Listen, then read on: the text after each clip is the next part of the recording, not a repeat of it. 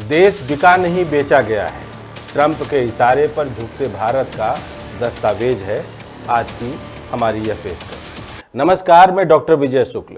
2019 की शाम जब अमेरिका के मोटेरा स्टेडियम में नरेंद्र मोदी ने डोनाल्ड ट्रंप का हाथ उठाकर कहा था, अब की बार ट्रंप सरकार, उस दिन तालियों की गूंज ने एक हकीकत को छिपा दिया था।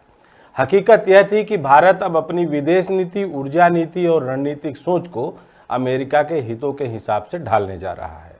वह दृश्य महज एक मंचीय क्षण नहीं था, बल्कि भारत की कूटनीतिक रीढ़ को धीरे धीरे झुकाने की शुरुआत थी। और अब जब 2025 में ट्रंप फिर से सत्ता में लौट चुके हैं और भारत पर सीधा 25% आयात शुल्क लगा दिया है, तो यह साबित हो चुका है कि उस हाथ मिलाने की कीमत सिर्फ तालियों से नहीं, नीतियों की नीलामी से चुकाई गई है।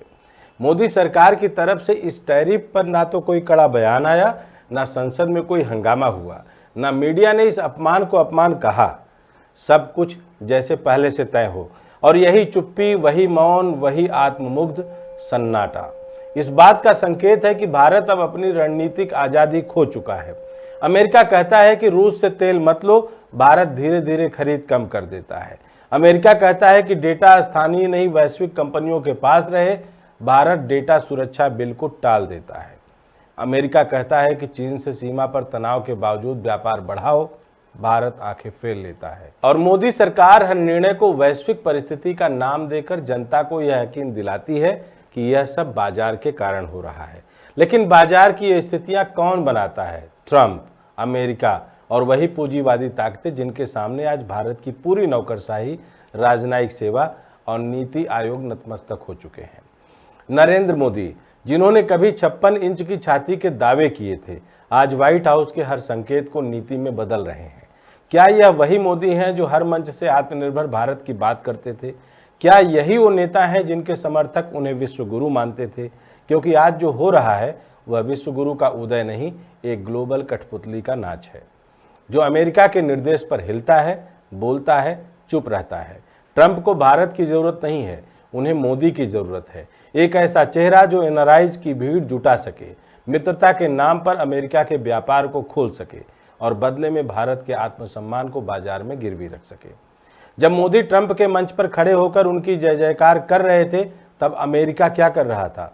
WTO में भारत के खिलाफ केस कर रहा था, GSP यानी जनरलाइज सिस्टम ऑफ प्रेफरेंसेस का दर्जा छीन रहा था, रक्षा और डेटा साझेदारी में शर्तें थोप रहा था, और अब 25% टैरिफ लगाकर भारत को वैश्विक बाजार में नीचा दिखा रहा है। यानी ट्रंप ने मोदी की दोस्ती का जवाब व्यापारिक लात से दिया और मोदी जी चुप हैं। ट्रंप जानते हैं कि मोदी को सिर्फ मंच चाहिए, कैमरा चाहिए, तालियां चाहिए, और बाकी सब अमेरिका तय कर सकता है। ट्रंप ने दोस्ती नहीं की, सौदा किया। उन्होंने भारत को हर मंच पर नीचा दिखाया, WTO से लेकर GSP तक। उन्होंने टैरिफ लगाया, रूस से तेल लेने पर परोक्ष विरोध किया, लेकिन मोदी सरकार ने कभी पलटकर सवाल नहीं पूछा, बल्कि उनके दबाव में नीति बदलने लगी। यही है उस तस्वीर की असलियत जो मोटेरा स्टेडियम में खींची गई थी, और अब वही तस्वीर भारत के नीति दस्तावेजों पर छाई हुई है। सवाल यह नहीं है कि क्या मोदी ट्रंप के दोस्त हैं, सवाल यह है कि क्या मोदी अब भारत के प्रधानमंत्री नहीं, ट्रंप के एशियाई प्रचारक बन गए हैं। जिस भारत ने कभी गुटनिरपेक्ष आंदोलन की अगुवाई की थी, आज वही भारत अमेरिकी रक्षा सौदों में बंदी है। जो भारत कभी तेल, अनाज और संप्रभुता की बात करता था, आज उसकी ऊर्जा नीति वॉशिंगटन से निर्देशित होती है।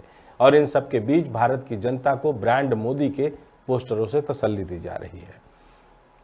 तालियां बज रही हैं, लेकिन ये तालियां आज़ादी की नहीं, आत्मसमर्पण की हैं। और इन तालियों की गूंज में वो आवाज़ गुम हो गई है जो पूछ सके कि देश की नीति अब दिल्ली में बन रही है या वाशिंगटन में। हाउडी मोदी सिर्फ एक इवेंट नहीं था, वह उस मानसिकता का उद्घाटन था जिसमें अपने देश का नेता दूसरे देश के चुनाव में प्रचार कर रहा था। वह एक प्रधानमंत्री नहीं था, वह एक ब्रांड मैनेजर था जो अपनी अंतर्राष्ट्रीय स्वीकार्यता की बोली लगा रहा था। और आज जब अमेरिका टैरिफ लगाता है, नीति बदलवाता है और भारत खामोशी से सिर झुकाता है, तब वही नेता न खाऊंगा न खाने दूंगा की भाषा छोड़कर न बोलूंगा न जवाब दूंगा की मुद्रा में आ गया है। यह गिरावट राजनीतिक नहीं, कूटनीतिक पतन है। और जो लोग सोचते हैं कि यह सिर्फ मोदी की नीतिगत रणनीति है, उन्हें जानना चाहिए कि यह नीति अब स्वतंत्र नहीं है।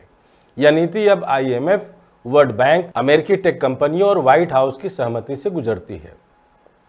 अब कोई निर्णय भारत के लिए नहीं लिया जाता, अब निर्णय अमेरिका को नाराज ना करने के लिए लिए जाते हैं। और यही वह क्षण है जब कहा जाना चाहिए कि देश बिका नहीं, बेचा गया है। बड़े ही सलीके से तालियों की गूंज में, ग्लोबल मंचों के कैमरों के सामने देश को बेचा गया, राष्ट्रवाद के पैकेज में, मित्रता के नाम पर और आत्मनिर्भरता के नारे की पैकिंग में। और जो लोग अब भी चुप हैं, वे उस सौदे के मूक गवाह हैं। अगली पीढ़ी जब पूछेगी कि तुमने क्या किया, तो उनके पास कोई जवाब नहीं होगा, सिर्फ वो तस्वीर बची होगी जिसमें एक भारतीय राष्ट्र प्रधानमंत्री एक विदेशी राष्ट्रपति का चुनाव प्रचार कर रहा था और उसके पीछे ताली बजा रही थी एक हारी हुई आज़ादी। जय हिंद, जय भारत।